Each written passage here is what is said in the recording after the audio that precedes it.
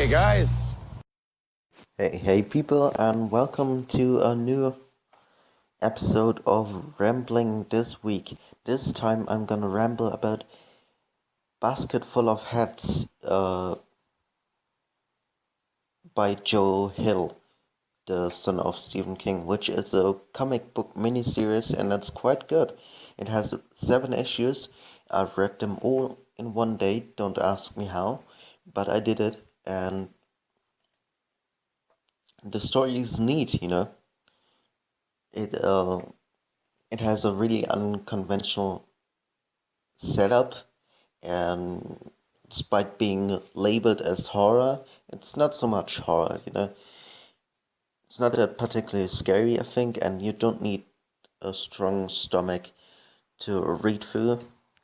All issues are very digestible to read, and the ending is short and neat. So it's about this girl called June who visits her boyfriend in a little town in Rhode Island, and her boyfriend is like a cop. And in the first couple of issues, there's this mention to 4 convicts escaping, and then they knock on. Uh, Lost my train of thoughts, but well, yeah. In a series, there is the mention of 4 escaped convicts, and June then stays at her boyfriend house, and later that night they get attacked by those convicts, and her boyfriend gets kidnapped while she stays back hiding.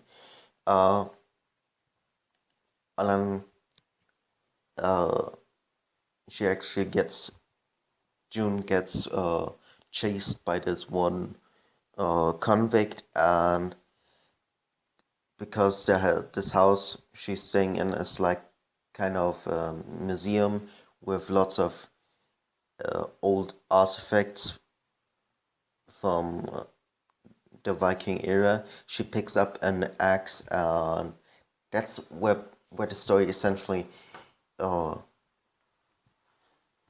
really picks up, from a classic horror story to her going on a revenge spree to rescue her boyfriend.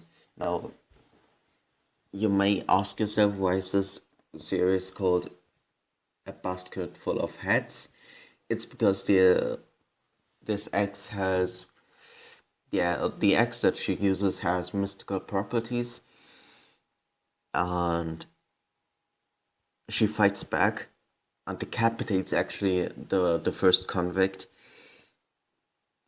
but he still keeps talking. So he isn't dead, just disconnected from the rest of his body. And that's kind of starting with the horror/comedy, because she keeps interacting with the heads, with this head, and over the course of the 7 issues, she collects more more heads. So by the end, it's not just one head; it's multiple. I don't want to spoil too much. Um, the art style is also nice. It has a good attention to action and capturing the facial expressions. So sometimes when they're angry, or when it's revealed that some of those characters are actually crazy, you you see that really on her face. So I don't know. I have not really read much by Stephen King, and this is Stephen King's son Joe Hill we're talking about. But he employs similar methods to horror like his father, and it's so that means a good attention to horror and shock, but also a bit of humor. This show, uh, this comic book is drawn by an artist named Leo Max. And yeah, like I said, he's really good of grabbing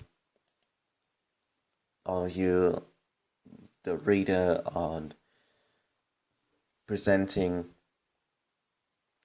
the atmosphere. There's a lot of raining and dynamic lightnings.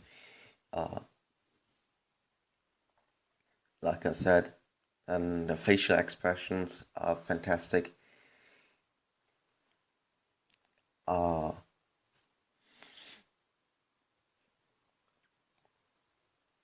and the ending comes really to a surprise, and you're really enthralled by the story. Because although it's just 7 issues, it manages to tell a really complicated, um, tightly knit story with a lot of background. There's not too much explanation on how the axe works, but honestly, it doesn't really need that, For a horror story, you don't need all infos to be scared or to be immersed into the story. Now, this series belongs to DC. It was published by DC under their Black Label, and Black Label also produced Batman White Knight, which is another fantastic story. So I'm gonna ramble here even more to make the video 10 minutes. Just kidding. Um, but yeah, Black Label is essentially what Marvel did a couple of years ago with their Marvel Knights series, where they just take more adult uh, stories and concepts, and also really shorter stories, so get a better sense of the atmosphere, and there's just elements explored in themes or a tone that you don't really get in normal comics, And there is supposedly a new horror miniseries coming out by Joe Hill. I'm just reading through it, if it hasn't released yet, but there is more coming under the brand of Joe Hill in comics, which has me excited after reading now A Basketful of Heads. And